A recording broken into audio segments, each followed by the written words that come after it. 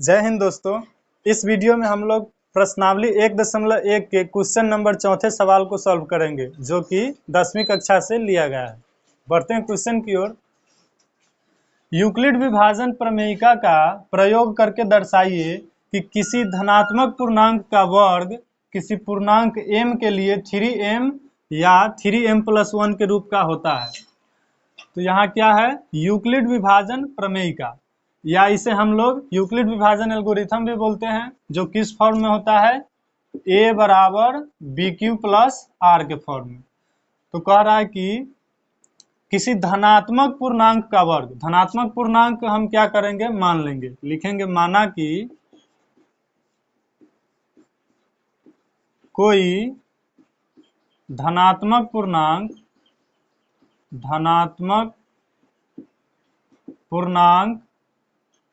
a है। ठीक, a हम मान लिए कोई धनात्मक पूर्णांक, तो इसी का क्या करना है? हमें वर्ग करना है, क्योंकि आगे कह रखा है कि किसी धनात्मक पूर्णांक का वर्ग किसी पूर्णांक m के लिए 3m या 3m+1 के रूप का होता है। तो यहाँ a बराबर BQ प्लस R, ये हमें यूक्लिड विभाजन प्रमेयिका के अनुसार ये हो गया। अब इसका क्या करना है? हमें वर्ग करना है। वर्ग करना है तो a का स्क्वायर करेंगे और BQ प्लस R का भी क्या करेंगे? स्क्वायर करेंगे। दोनों तरफ वर्ग कर दिए। तो यहाँ b का मान कितना है? 3m, 3 है, b का मान 3 है, तो इसे ऐसे लिख सकते हैं a स्क्वायर बराबर 3m प्लस में R। जब यहाँ स्क्वायर है तो इसको भी हम लोग स्क्वायर कर देंगे। इतना करने के बाद ये हमारा समीकरण एक्चुअल में बन गया 1। इसे हम काट देते हैं। तो a स्क्वायर बराबर 3m प्लस R का होल स्क्वायर करना है। चूंकि b का संभवतः मान यहाँ कितना है? 3, तो R का संभवतः मान कितना होगा? लिखेंगे चूंकि b बराबर कितना है? 3, तो R का संभवतः मान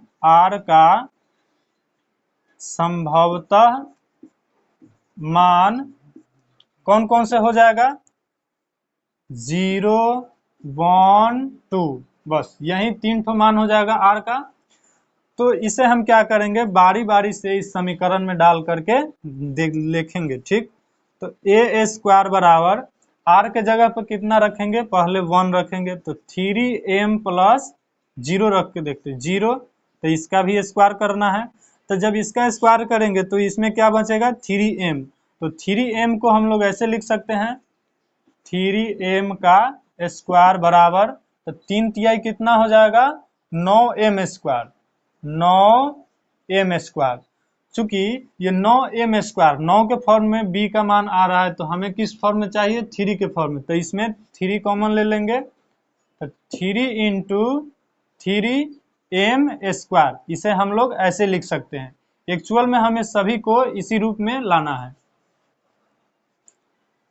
यहाँ क्या लिखे हैं? जब r बराबर 0, तो फिर लिखेंगे जब r बराबर 1, तो a स्क्वायर बराबर कितना हो जाएगा? तो 3m प्लस 1 का स्क्वायर, या इसे ऐसे लिख सकते हैं, ये a प्लस b का होल स्क्वायर के रूप में आ गया, तो a स्क्वायर, तो 3m का स्क्वायर प्लस b स्क्वायर, तो 1 का स्क्वायर और प्लस में 2ab, तो 2a के जगह पर 3m और b के जगह पर 1। इसे सॉल्व करते हैं। 3 तिहाई 9m स्क्वायर प्लस में 1 प्लस में 3 दूना 6m हो जाएगा, 6m।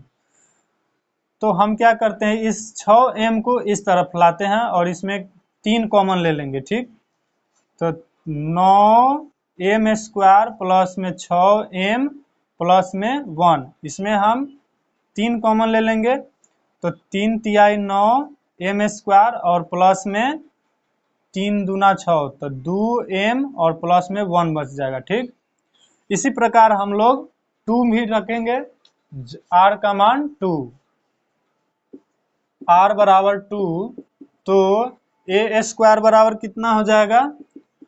3m प्लस 2 का होल स्क्वायर, या इसे ऐसे लिख सकते हैं 3m का स्क्वायर प्लस 2ab, तो 2a इंटू में b और प्लस में b स्क्वायर, तो 2 का स्क्वायर, तो 3 तिहाई 9m स्क्वायर प्लस में 2 तिहाई 6 दूना 12m हो जाएगा और प्लस में 2 दूना 4।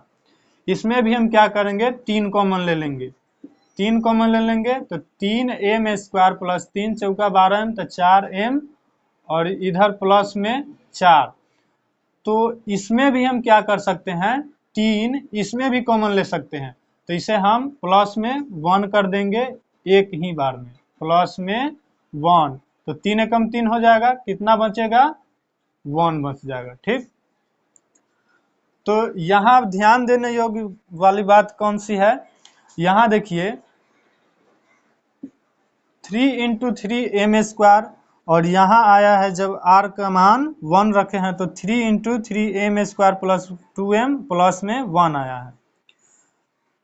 तो यहाँ ये 3 और m के जगह पर यहाँ टोटल मान कितना हो गया 3m स्क्वायर प्लस 2m, यहाँ m के जगह पर 3m स्क्वायर, और यहाँ पर m के जगह पर कितना आया है 3m square plus 4m plus 1।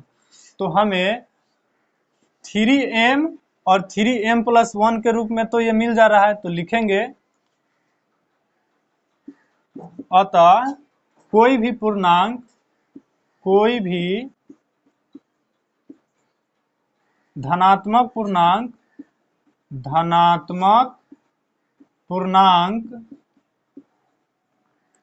3m या 3m प्लस 1 के रूप का